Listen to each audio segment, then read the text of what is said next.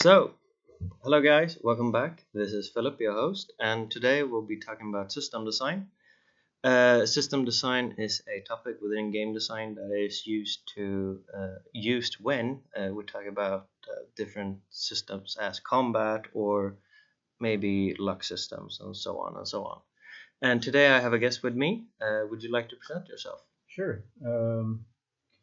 Johan Eriksson. I don't know how personal I should get here, but I guess since this is kind of extracurricular, I can be fairly personal. So I come at games from a perspective of social sciences in a sense. Um, I have a specific interest in psychology and social psychology at that. That interest has sprung up through interest in, well, anything within the world that affects the future. Yeah, And that in turn is from political understanding of the world. yeah, And so I can't separate those things Mm. from game design for me. yeah, I took, like formally, I'm educated within game design with a minor of 2D art. And then after that, I took a few courses in social psychology, pedagogy, and right now I'm doing my own master in serious games. Okay, that's something I didn't know, which is interesting because I remember because I think serious games and the course that I had you in, which was system design, Yeah. game design 3, they go not hand in hand, but they let's say take the pen from each other. So Yeah, definitely. you have system design first and then you have serious Yeah. games. And I remember thinking about, or when I took serious games, that this is quite similar to system design. That's like the progression, the natural progression. You learn about the kind of basics of game design, and then you go into getting, okay, so I now I understand how mechanics works, or ways to analyze already done products. Yeah. Or I can understand that, okay, so this is a thing. And then you take that and you want to be a creator. And then Yeah. you go into creative mode. Yeah, And then you start realizing, okay, I can't be a creator without actually understanding the things I'm trying to portray. Yeah. Meaning, even though you're doing fantasy, you still need to understand things. You Yeah. need to make it relatable to people. exactly. So that's where real world analysis comes in. And then it's like a really short step into psychology. And then suddenly you're at the serious end of games. Yeah. And in that sense, I don't personally separate regular games from serious games. Yeah. They just have a different aesthetic. Yeah. So that's the way I approach those issues. One thing that is really interesting for me to note in that aspect is that you can analyze any game from a serious perspective. So even if the game is not intentionally made to do something else than entertain, it's always an interesting perspective to take when looking at the non-serious games. What is it actually telling, though? Because that's the sometimes conscious and sometimes subconscious creation of the persons who made it. Yeah, because there's always some form of intent when making a product, a statement, and a art piece. So psychology and social sciences, all quite understandable things, like how that might be a relevant thing to game design. Yeah. But how did you end up on Campus Gotland here at Uppsala? Okay, that's a fair question. 2002 or 3. Yeah. 2002. I studied here. Oh, okay. So I took game design here. Okay, so when it was part of Gotland. Yeah, Gotland Högskola. Yeah. It's not allowed to be called a university because it was never a university. Yeah. But they did anyways. Anyway, so yeah, that was long before any of you got here. Yeah. It was the second year of the education. Mm-hmm. Ivona and Steven were here at that time. So Steven Bachelor, yeah, he's still here. Yeah, and Ivona Khrychenko. So yeah, those two have stuck around, and then me and Jacob were actually classmates. Oh, okay. Anyways, so that's the short and long of yeah. it. For the persons who are not part of the courses here, Yeah, you will not know who I'm talking about. no. Anyways, so I took a 4-year education. I was supposed to write a master's at that time. I did not. Okay. I didn't finish it. I went into running a company together with Jacob and a couple of other classmates. Yeah. And we produced games, and we started 3 digital games. We finished one, and then we made a lot of home pages. Yeah. Because that's where you end up when you have graphic skills and you Yeah. can code. Yeah. And you need to make money quickly. Yeah, exactly. So it's a company. We had the company for 4 or 5 years actively, and we kept on finalizing and finishing that product that we actually released. Or we didn't release it. It was okay. So full disclosure, we were crap at business. Okay, yeah. So our IP ended up locked in a cabinet with another company. Oh, yeah. And so they had on their table, they had that they were supposed to market it and make it a part of a campaign that they already had planned out, and then they dropped that whole project. Oh, okay. So that when we then had produced our game to finish, they actually dropped the ball, basically. So they had one thing that they couldn't drop the ball on, and that was putting it out online for sale. Okay. So it is available today at gamersgate.com. Nice. The title is Prom Queen. Prom Queen. Yeah. Oh, yeah. Throwback to when I was a first year student, and Jacob actually told us about it. Yeah. I don't know if it was released at that time. Yeah, it must have been. Yeah. It must have been. I think it was released in 2007. Okay, yeah, Something sure. like that. Yeah. It's been around for ages, and it's below 100 Swedish krona. Perfect. And I think we've sold like 10 copies. Make it mandatory as... Honestly, I think it's still, from a game design perspective, it's a really interesting project. We did things that I haven't seen in that many other games. Okay.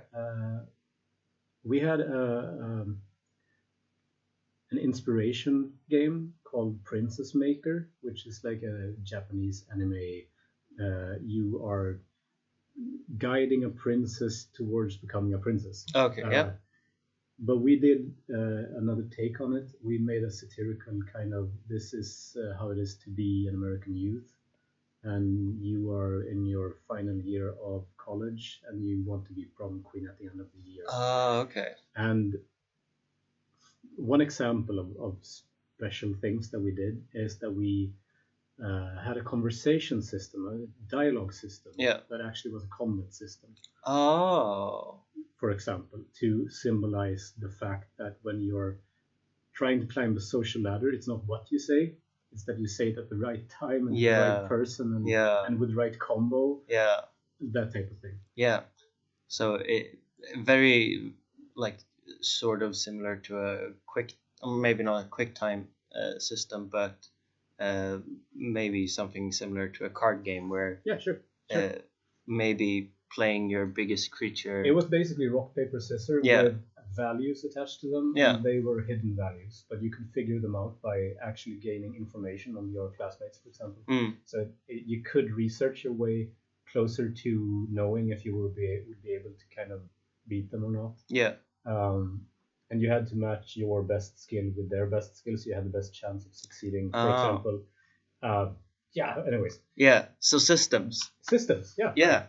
Which is a great segue when we're to what I would like to talk about today, or like delve the most into. And if we look at what's happened recently, at least in the first and second year, is that the first years have just made a first game sort of ish, which is a board game based on a digital game, if I'm not mistaken. Reverse engineering. Yeah.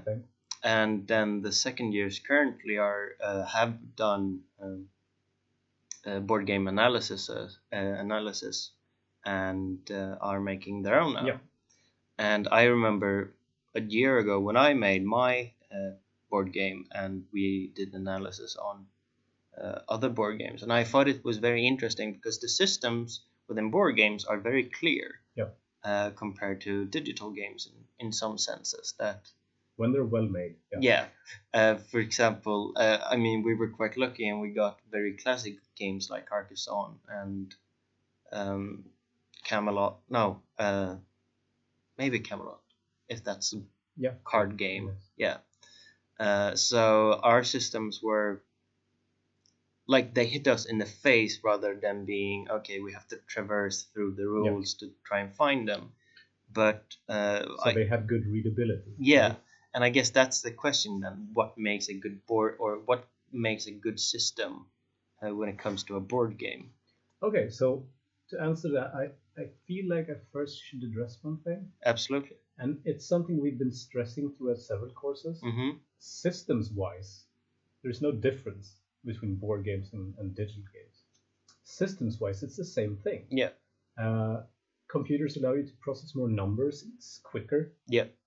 And you can have hidden parts that the player doesn't even know about. Mm. But that's the only difference. From a creator perspective, it's the same thing. Yeah. So that's important to bear in mind. When we force students to make board games, it's to practice making systems. Yes. Not to just make board games. Yeah. That's not what you're doing. You're making systems.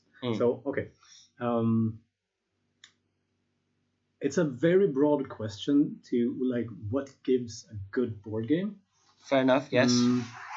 But we can start in one end. And that I would say is one of the core things is, I'm thinking how theoretical I should be at the start here. Okay, wait.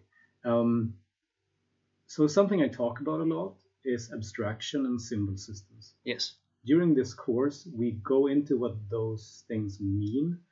A symbol system can be seen as the coherent interrelation between all the abstractions or the symbols within the system. If something sticks out as not being coherent together with the other symbols or abstractions, it's not part of that symbol system. Yes.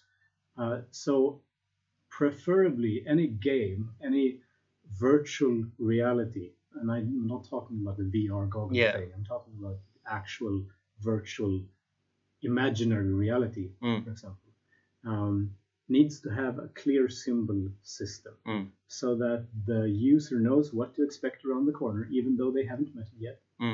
So that and this goes on all levels. For example, if a representation is a frog and it doesn't have rules that support the idea of frog, the abstraction of the rule system doesn't go together with the abstraction of the representation, meaning it's breaking the symbol system. Yeah. So on all levels, the symbol system is effective, so to speak. If you're not managing to do that with your system, then you fail of presenting a believable game, believable fiction, for example. So that's one way of starting to look at this. When we talk about abstractions, this is really interesting also because that really brings us into psychology at once. What is an abstraction? Like a theoretical abstraction of something. It's the mind picture you have of something. So if I present you with an image of a drawn face, for example, that means I'm not showing you a real face, right? No. I'm not even showing you something that actually represents like properly a real face. No. It's not a proper portrayal of that. But since convention, as we've learned by convention, that a bent shape and two dots in a circle means face, and it says happy or sad. You can actually put a lot of character into that thing. What we're talking about here is an abstraction. So by convention, by dialogue, by experience, we learn that this thing is the abstracted essence of a face. So in the same way we approach basically anything within our experiences. We simplify to not have to go into each and every detail at the thing we're looking at every time we encounter it. Yeah. Doing that will make it turn kind of crazy quickly. Some people have that as a default thing that they need to go through that. And that's where neurotypicality or neuroatypicality comes in. Like the level of abstraction that we need to navigate our world, or that we can handle to navigate our world, differentiates between individuals. Yes. But in a broader kind of societal stage, we can look at it from everyone uses abstractions and they're needed to make sense of the world. Yeah. Okay. So to make a new world, you need to understand what abstractions are. Yes. That's the starting point. So then when you start understanding, like, how do I then abstract and how do I say things with my abstractions? Because let's take the smiley face, for example. If I would focus and put extra detail into the eyes, I would say something with that decision. I would say that the eyes are more important than the mouth, for example. It would characterize the eyes as something that you should focus on when looking at this abstraction. So in the same way, if I do a game system and I put a lot of emphasis on the random, I say something with that. The focus of this system is telling the story of how the world is random, or this part of the world is random. So do you see what I'm getting at? Yeah, there's like this, as you said before, there has to be a coherency between the different elements for you to actually, or for the systems to be perceived as, let's say, good in a sense. Of course, good and values like what we like and dislike is, as you also said, very personalized. And this brings up another interesting point. We started this conversation about what makes a good board game system. Yes. Right? So good is a value word. Yes. It's a subjective thing. Yes. So what we're dealing with here is how we manage expectations. That's more to it. Yeah. So if, let's say, I'm a person who really loves bureaucracies and number crunching, and I play Carcassonne, perhaps I won't like that game as much. No. If I play then Hamburgum, I would probably love that game because it's more into that area of thinking. Yes. And you can see that on the way they present themselves. Yes. And now I'm not talking about the box art. No. It goes there too, but now I'm actually talking about the readability of the systems as such. Yeah. When you start playing these games, you feel these things. It's the aesthetic of the game. That's what we're talking about now. So yeah, the subjectivity is what you're trying to convey by the way you're portraying your systems. Yes. So you're managing expectations to make a good game. Yeah. So depending on, like, I think that goes very hand in hand with the target audience part of anything. Yeah. Because you can say that, yeah, we want to make the system really amazing and so on, but amazing to what extent? You're not going to make a game for everyone. You're going to make a game specifically for one audience, and then maybe you extend to some kind of broader market, and then a general population market. Yeah, I have something to say there actually, because there are two ways of looking at this. Steven represents one perspective, and Adam represents one perspective. Yes. Steven is art teacher, Adam is design teacher. Yes. Okay, I am in the middle of those two. Okay, yeah. That's why I'm saying there's two perspectives. So games as art or like as an art form, you would not produce games towards the target audience. No, you absolutely. would produce games that you want to express. Yes. Right? I have something to say. This is the way I want to say it. I don't care who plays it, but if someone likes it, that's awesome. Yeah. That's one way of approaching it. Yeah. The other way is being really intentional in even that part. Like, I have nothing I want to say, or I perhaps want to say this to this specific group. Yes. Or so I need to tilt my design so it matches this group to get this message in. Yeah. Then we're talking about propaganda in a sense. Yeah. Yes, in a sense, absolutely. Like you're actually trying to make people want to engage with the thing that you're trying to say. That's two different approaches. Yes. So one art, one craft in a sense, and we meet somewhere. Right? Which is a very interesting, it's very two different, as you said, perspectives that are found here, which in some cases leads to complications when it comes to, group work and stuff like that. I would like to ask or state that I think that conflict is present in all of us at all times. Absolutely. I think that conflict... Okay, let me rephrase that statement then. That conflicts that might be vision breaking is more often based on the two different views of why you're making games.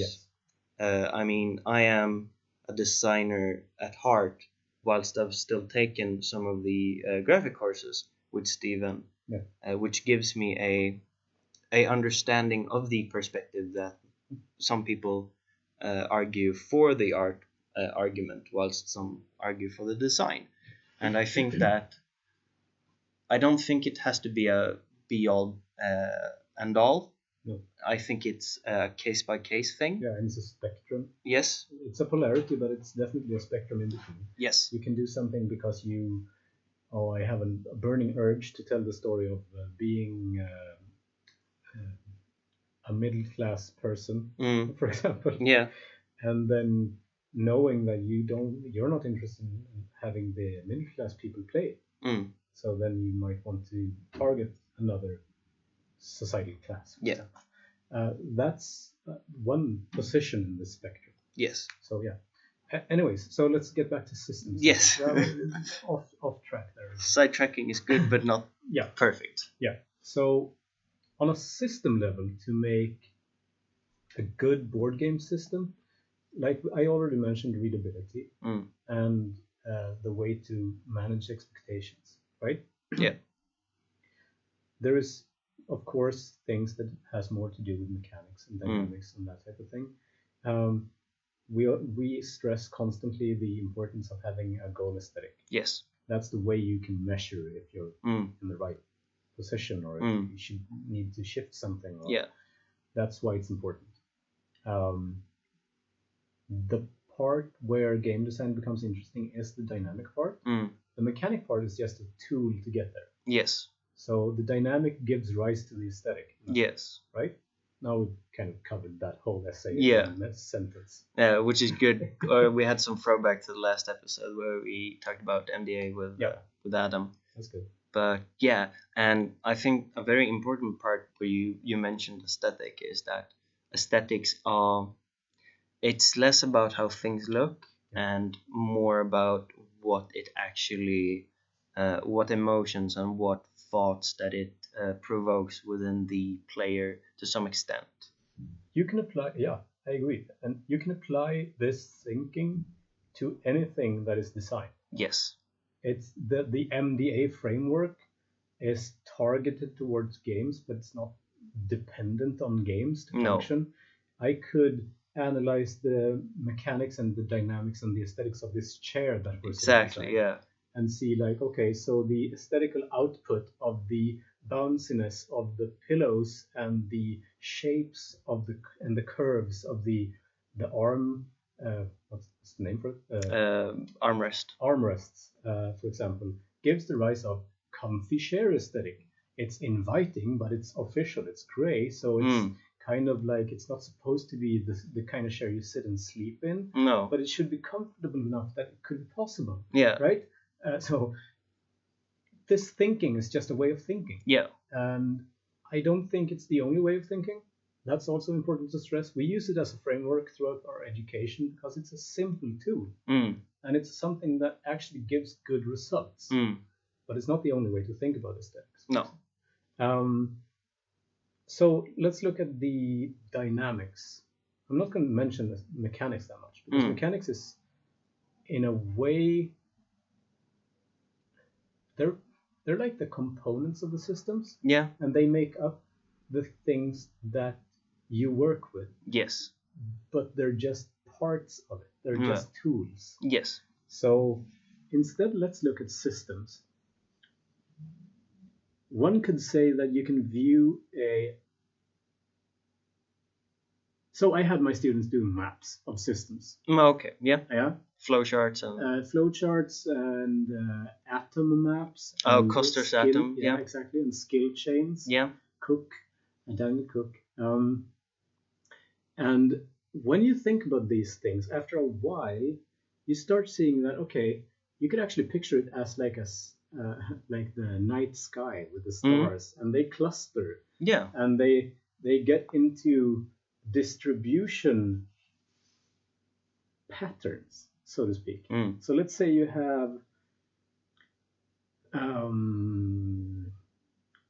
if you would visualize or analyze a system from the amount of transactions that are made between the systems, the transactions between the systems is what gives rise to the dynamics. The dynamics is the interaction between systems. Yes. Right? Yeah. When designing any game, a lot of your design goes into how does the different systems I've created relate to each other? What feeds into what? And what action here gives rise to another thing over here in this other system, for example. So that's the thing you're balancing. You're balancing a game. Yeah. You could actually do that fairly mechanically by measuring the amount of transactions between the systems, if you'd like. Like if you have a system that is very seldomly used, like it's activated once or twice per game, and it has a lot of rules to function, you might say that that is a bit too complex for the amount of time that it's used, for example. That's a good way to think about this. If you, on the other hand, have a complex system that's used all the time, so you get into it, and you're actually there is a point to the complexity, then that's no issue. We have talked a bit about the topology of game systems, which is what we're in and searching around in when we're talking about this. So the topology then could be said to look at the star map of your game, for example. You have clusters of combat system, you have clusters of movement system, and sometimes they are part of both, and they kind of interrelate, and we're trying to analyze them to be able to discern what does what gives rise to what effect, right? That's where the tricky part comes in. That's the craft, so to speak. And actually seeing what those responses from the system gives rise in the feeling of the player. That's where we're aiming towards. That's what we mean when we say understand your aesthetic. So, another thing to think about is when basically any game is we talk about game loops. We have recursive loops. And a game can contain many different loops at the same time, and you're active in all those loops at the same time. For example, you can have a timing thing that goes in parallel to your movement thing. They're not exactly timed with each other, but they're still dependent on each other, and those are things to consider, that you're always in different loops. For example, most people have played Carcassonne, so I guess it's a good example. For example, the basic core loop is just pick tile, place worker, pass turn. That's the basic loop. At the same time, you're actively,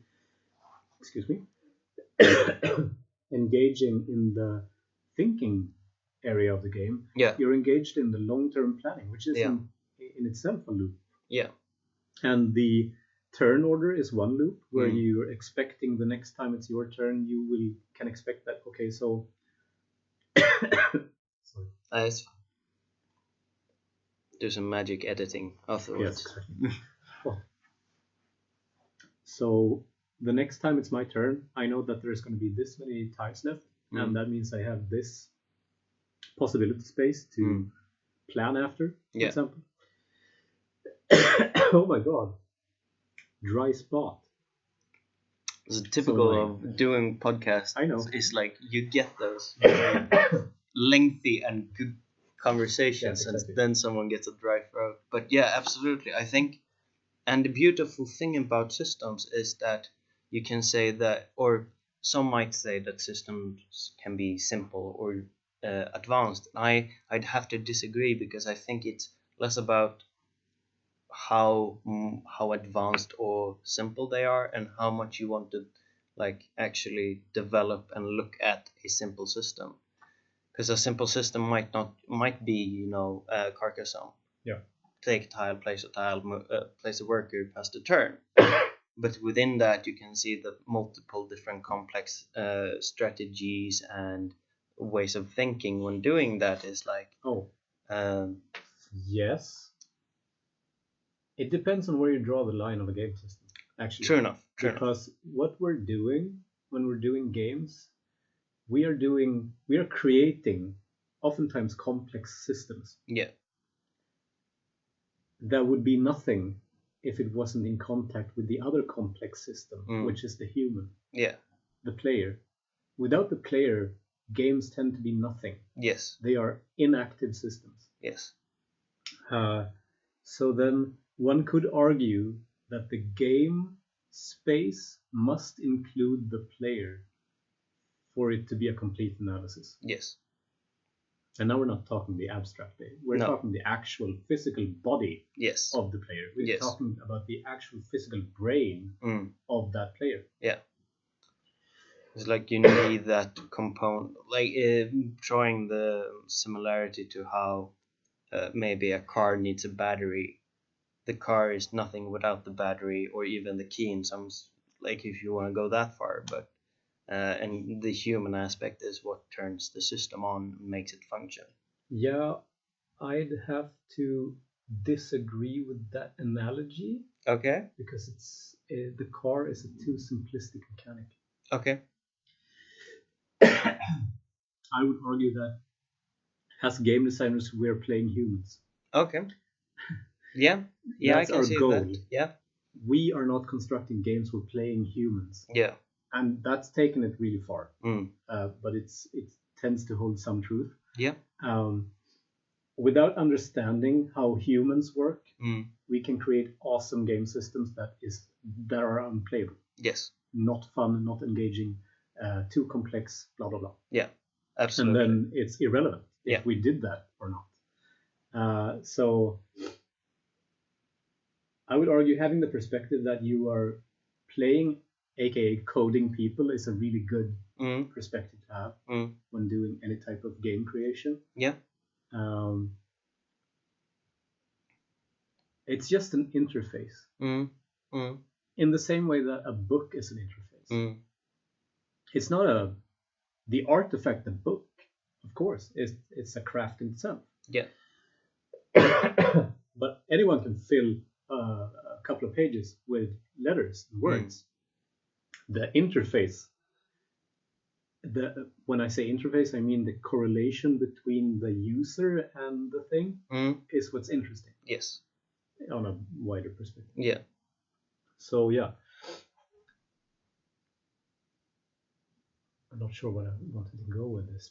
But sometimes thoughts just pop up out of nowhere. I think that when talking about anything in generally, and talking about game system within itself, it's important to explore at least those thoughts, because they might lead to a dead end, but you can always subtract something from that discussion and bring it into another light, especially within game design and system design, especially where you can have multiple iterative play tests or design talks where it's not about, okay, this is the end all be all system that we're going to use, but we can derive maybe this component or this dynamic, bring it to another system, which is if we like segue back to what like the first and second years are doing,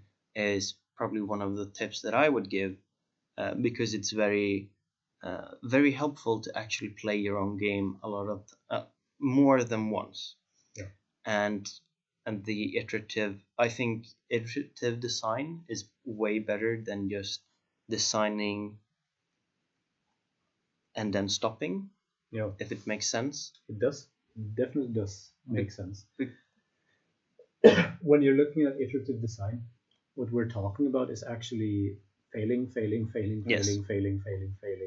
until you don't have the time to fail more. That's basically absolutely what it is. And what it also is, it includes the idea of failing better. Actually being aware of the process that you can use to map out. So what did go wrong this time? What did go wrong this time? What did go wrong this time? And then doing that in a formalized enough way so you can backtrack. Fairly important and very difficult. At least in very early, or when you start out doing iterative design. I remember we had probably 7 or 6 sessions where we didn't actually record as much as we said, okay, this felt good, this felt bad.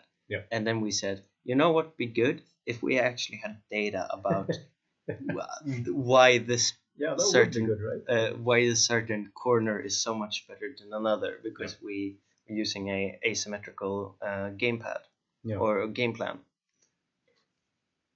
This touches on something interesting, actually. I mentioned this to this year's students. It's something I've been thinking about for a long time, but I actually haven't included it in my teaching until this year. And it is the importance of structuring your own creative process, allowing for creativity to be unshackled at times and criticized at other times. Because what often happens in any type of cooperative work is you say, so we need to create this combat system. You sit down, everyone spurts ideas, and everyone shoots them down immediately. Exactly. Meaning no one has time to think about them or reflect upon them or compare them. Instead, you're in this kind of mode where you need to have some kind of progress now. And in the end of that process, you just end up with the one that didn't get shot down. And instead, I would argue that it's a lot better to kind of, okay, so in this meeting, we are having this afternoon. We are going to be creative, and we're going to just have brainstorm, meaning putting out ideas out there. It can be anything. And no one is allowed to criticize at this point. Tomorrow, we will reconvene and look at them critically and not having ownership of them. And just like, okay,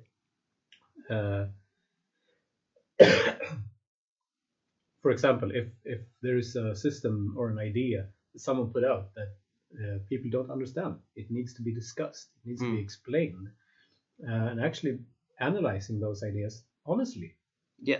Even though you would have shot it down at point blank. That's a good way of structuring it. I think that's a very reflective idea that I think many tend to have towards the end of their either project or their education. And I think that introducing that earlier on, which is it, the first years or the second years? It's the second years. Okay, which is fine either way, because I mean the first years needs that time to be creative and fail. And learning curve is, I think, more important than being told this is the process you should have. I also tell Game Design 3 students right now to be designers of their own processes, to be designers of their own testing. And what I mean by that is be aware of your aim, be aware of what questions to ask, be aware of, okay, so we have this set amount of time, for example, approach that as you would a game design. Like, okay, so we have these resources. How do we split them up? How do we plan this thing so we get to the end goal with the best possible result? What is the best possible result? And how do we test that so we know that it is the best possible result when we get there? And be designers throughout that whole thing. Like, okay, so we need to test the aesthetic of our game. How do we do that? We have players testing it. Oh, that's obvious, right?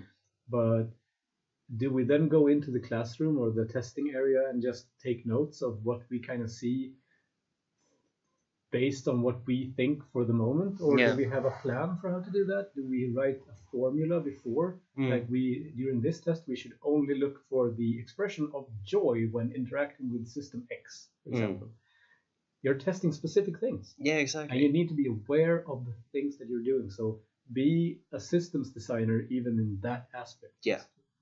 I mean, I think system outside of game design, we can find systems in like every aspect of our lives. And I think generally after system design, I believe, and this is my own flower power idea, that I have become better at doing certain things. For example, making food for a week. Why? Because I can see that the beneficial of structuring my week around an hour instead of maybe 30 hours each day is more beneficial for the thing of like, I want to do homework right now, but I gotta make food so I survive. And then like, oh well, I can just go to the freezer, take a meal out and put it into the microwave.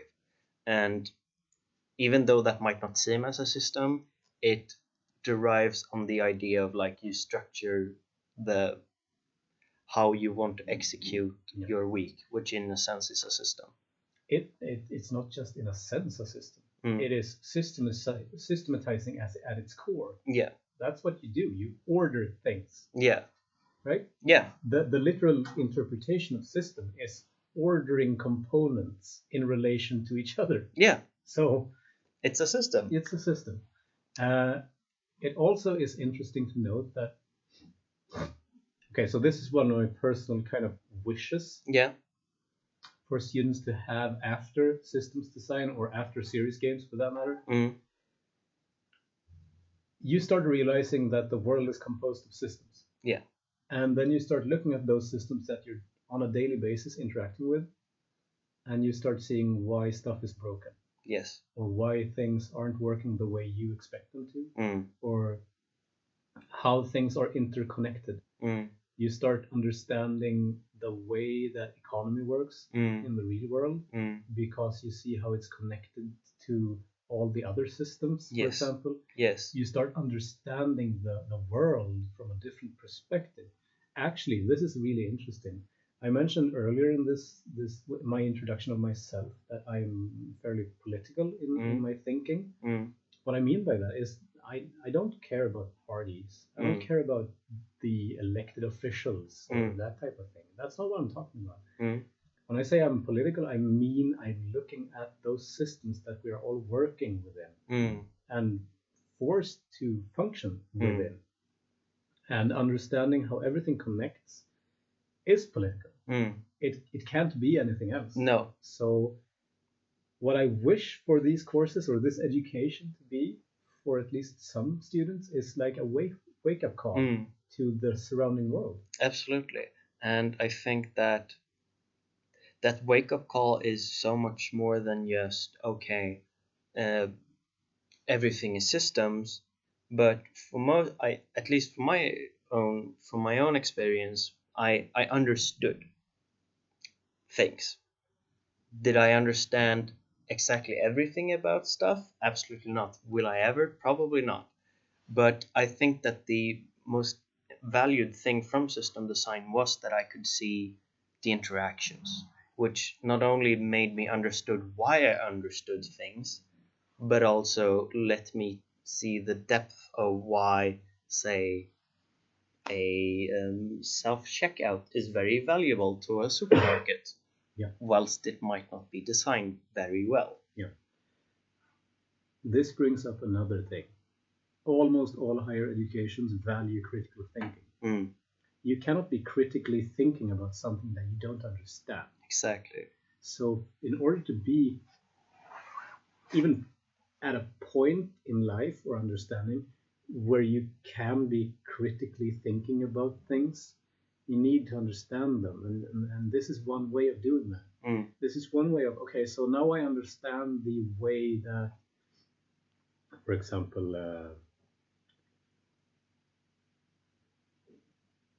I'm not sure what I should use, for example, but we can take electoral politics. Now I understand how that as a system works. Then I can start being critical about the thinking. Yes. I can start being understanding about my own thinking about that thinking. And the reflection part of this is like as important as anything else. Yes. Honestly. I think the reflected part is where you derive your, like, the biggest aspect of your, let's say, conscious intelligence. Yeah. And I think that's another rabbit hole you can go down. Yeah, and there's another word for that I would like to stress that we've been using throughout the whole education. Intentionality. Yes. Can you be intentional if you don't know what you're intending? Yes. Can you be intentional if you don't know what you're working within? Yeah, absolutely. That's a good question. Yeah. I say no. That's, for me, the answer is no. You can't. So for you to be intentional designers, you need to understand all these things. Yeah. So absolutely. I think that you can have the intent of trying to make something good without understanding it, but I don't think you can do good by that intention without understanding the subject you're touching on. Yeah, which brings us back to the definition of games as art. Yes. Where you can do that, but what you're actually working within is internal understanding. Yes. So then the question of the other becomes less important. Yeah. And what you need to be able to understand is the thing you're coming from. Yes. And that's much more intuitive, much more emotionally connected. Yeah. In comparison than to designing for others. Yes. Yes, absolutely. Is this too off topic, all this? I don't think, actually, because I think that a very, let's say, this is more of the, let's say, sort of conversation that I want for this product or podcast. I want people to come down, sit down, talk about a thing, have a sort of guiding line. Yeah. For today, it was system design and board games, and, well, less board games and system design and games. Yeah. But then to spin off on a topic that creates a conversation that might help other people understand a confusion about system design. That's good. So I think with that, I have enough material. Yeah. So you don't have any extra notes or points you want to talk about before we... Anything you find extra? The thing is, all of the things that, or the questions that I had written down, have already been answered without me having to ask them. Awesome. Which is fantastic. And so to summarize, this conversation has been about system design, the psychological and social thinking behind it, intentions, and how we actually perceive systems, why certain things, or why different perspectives on design as well as games alter how we think about systems, and that we can find systems about, everywhere. So I want to thank you, Johan, no worries, for coming. If you have any closing words that you want to say to the audience. I should have something really awesome here. I feel like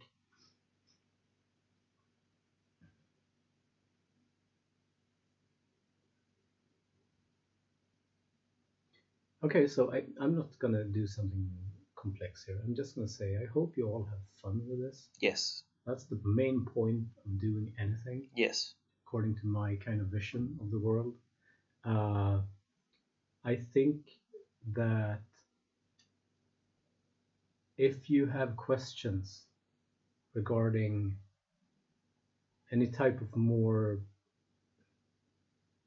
wide topics, holistic kind of understanding of things, talk about it, ask questions, investigate, and don't be afraid to step outside of where you think you will find answers. One big inspiration for me personally on a system analysis kind of thing is I use tarot cards. And it's really flippin' interesting to look at it from a system point of view. Yeah. Because then you start finding connections to a lot of things, and then suddenly you realize that you can find these inspirational things from systems perspective anywhere, and use the things you find in your real life in your game designs. Then you will do good game designs. Yes. Basically. All right. Thank you for listening today, and I'll talk to you later. Bye-bye.